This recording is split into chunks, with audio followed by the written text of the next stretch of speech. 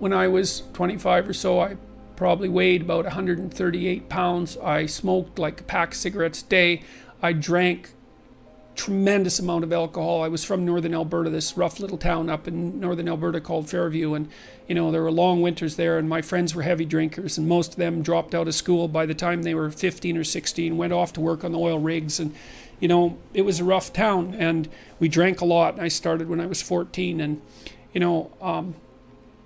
and so I had a lot of bad habits, let's say, and things that were, and I wasn't in great shape physically, and I was also still intellectually obsessed as I am now, and so that would have been in 85. But I decided around then, about 85, 84, something like that, maybe a little earlier, that I was really going to try to get my act together, and so I started doing that.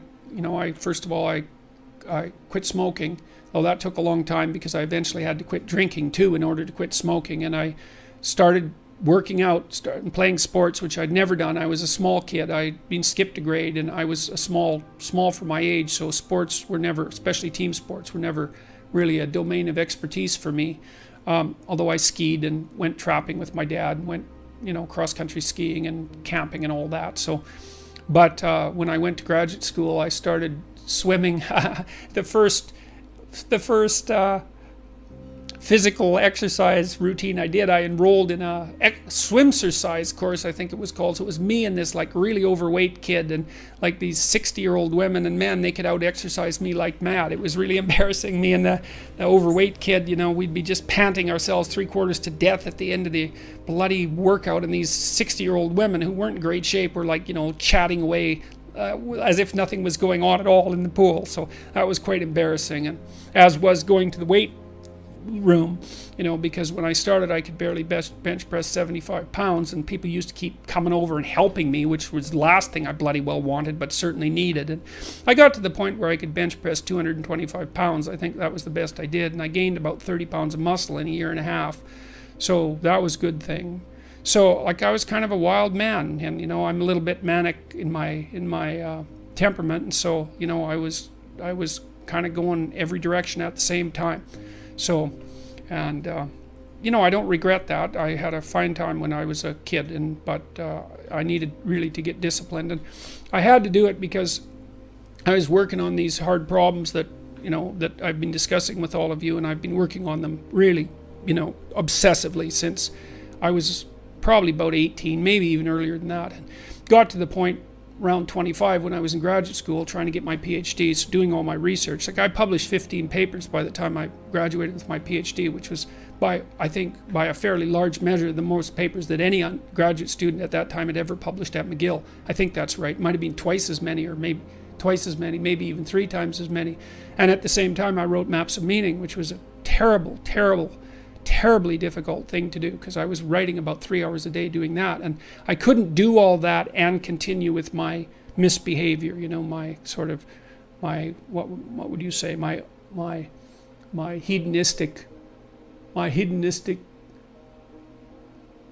my massive hedonistic consumption of alcohol and all of that. I just couldn't keep it up, and also work seriously on the issues that were at hand. So I had to stop. That's a sacrifice. I had to stop messing about and straighten myself out. And I got married. Well, the woman who's my wife, Tammy, who I've known since she was 8 years old, she lived across the street from me in this little town called Fairview, and I was in love with her like the first time I saw her, which is quite the bloody thing. So that's worked out pretty well for me. But she came to live with me about the same time, and we decided jointly to get our act together, and we swore that we'd tell each other the truth, which I think she's actually done better than me. Like I don't think she's lied to me ever in our entire marriage, which is unbelievable, and it's been so useful because I can really tell her things and we can really talk. So I tell you, if you want to have a good relationship, man, you embed it in the truth, because if you don't embed it in the truth, you don't have a relationship. It's just lies. It's a tissue of lies, and it will dissolve in the chaos as soon as a crisis comes along. So the truth is a terrible thing, but not compared to falsehood. You hear the egalitarian clarion call everywhere. Everything should be equal. Everything should be equally distributed. We should strive for equity. It's like wrong, especially if you're a conservative. Wrong. What we want are just hierarchies of competence. Not everyone's a neurosurgeon.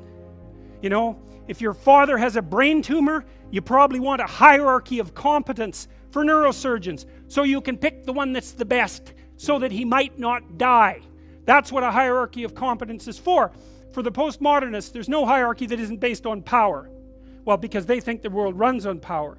And that's why they're willing to use power to get what they want, because it's the only thing they believe in.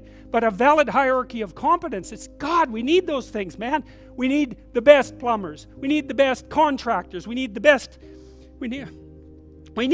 carpenters. We need the best lecturers. There has to be a hierarchy of quality, and not only so that we know who the best are and can reward them properly, but so that we can reward them so they keep being the best. It's like, you know, if you have a great educator, if you have a great leader, if you have a great thinker, you want to reward them so they keep thinking and they keep educating so they can tell you something. It's not a reward for their intrinsic being. It's a calculated move on your part to suck everything out of them that's valuable as fast as you can. That's what a hierarchy of competence is for. And the idea that hierarchies of competence don't exist it's so cynical. It's such a pathologically cynical idea. And it's actually quite patently untrue, because here's an interesting tidbit from the psychological literature. Let's say you want to determine what the best predictors are for lifetime success in a Western society. Well, what would you hope for? How about intelligence? There'd be a good one. Let's hope the smart people occupy more positions of complexity, right? Because they're smarter. Would you want it any other way? Okay, and that's great. The number one predictor of accomplishment in Western societies is intelligence. So that means the system works. What's the number two predictor? Conscientiousness. Well, what's that? It's a trait marker for hard work. So who gets ahead? Smart people who work hard. Now, that doesn't account for every bit of the difference between people in terms of their hierarchical structure, because hierarchies aren't perfect. They're corrupt. People get to the top sometimes because they're psychopathic, although, believe me, a hell of a lot less than you think. Because a psychopath has to keep moving from place to place, because once he reveals himself as deceitful and untrustworthy, he has to go find new suckers to fleece. So the idea that, you know, there's no distinction between a CEO and a psychopath, it's like, that's only made by someone who A, knows nothing about psychopaths, B, knows nothing about CEOs, and C, has something fundamental against the entire capitalist structure, because it's simply not true. Corrupt, sometimes, greedy, sometimes, short-sighted, sometimes running companies that are doing their best to auger themselves into the ground, and so, you know, it's bad people running a dying organization. But generally speaking, it's not the case. Our hierarchies of competence are reasonably functional, and not only are they functional, they're valuable. We need to know who the competent people are, and we need to reward them. And even more importantly, we need to tell young people, hey, there's some hierarchies of competence out there. Like 1,000 of them. Go be a plumber, man, but be a good one, you know? Be an honest one. I had a plumber once, you know. It was the night before we were putting drywall in our house. We were redoing a house, and he had put in all the plastic piping, you know. And I was going to test the joints. They're supposed to be glued together with this pipe glue, right? And I told him I had to test the joints, and he said, well, you don't have to test my joints, they never leak. And I thought, yeah, that's okay. How about if I test them? So I went up on the 3rd floor and filled the pipes with water, capping them in the basement like you're supposed to. And like half an hour later, I had 2 inches of water in the basement. There were 30 leaking joints. And that was the night before the drywallers were supposed to show up. So he wasn't particularly competent. That's the point of that story. But even more so, he had put a bunch of the plastic pipe outside where the drywall would be, so it would have been sticking through the wall. So I spent a frenetic night, you know, sawing through plastic pipe and re-gluing joints so that the drywallers could come in. What's the point? If you're going to be a plumber, man, be a good plumber, because otherwise all you do is go out there and cause trouble. We don't need people to cause more trouble. We need people to solve problems.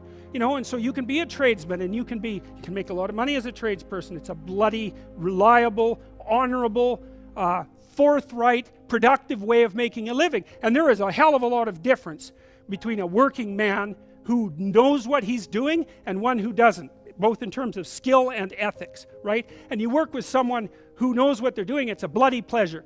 They tell you what they're going to do, they tell you how much it will cost, they go and do it, it works, and you pay them. Perfect.